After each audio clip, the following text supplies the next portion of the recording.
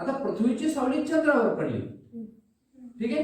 त्याच्यामुळे आपण ज्या ठिकाणी असतो पृथ्वीवर, पहा आता काय झालं, या बाजूला ही पृथ्वी आहे, इकडे प्रकाश आहे सूर्याचा, म्हणजे इकडे दिवस असेल की रात्र असेल, दिवस असेल, बरोबर आहे. आणि इकडे काय असेल, रात्र असेल, बरोबर आहे. मग आता चंद्र कुठल्या लोकांना दिसणार नाही रे.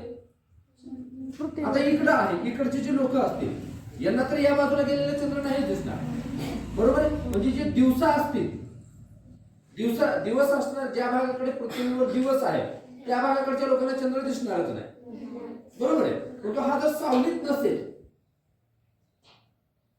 असा असेल तर इकडच्या लोकांना चंद्र दिसू शकतो, बरोबर आहे.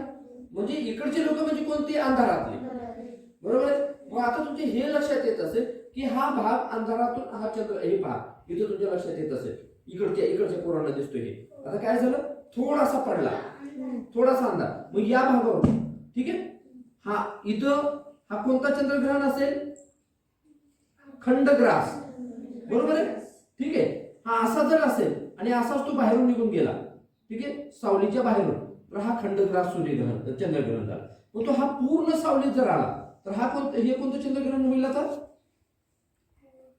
खग्रास, बरोबर आहे, खग्रास चंद्रग्रहण असेल, ठीक आहे. मग असा हा फिरत आपण थोडीशी दिशा बदलतो याची, इकडे फिरत गेला आणि आता काय झालं, याच्यावर पुन्हा प्रकाश, ठीक आहे, हा येतोय आणि हा मोक्ष प्राप्त झाला आहे.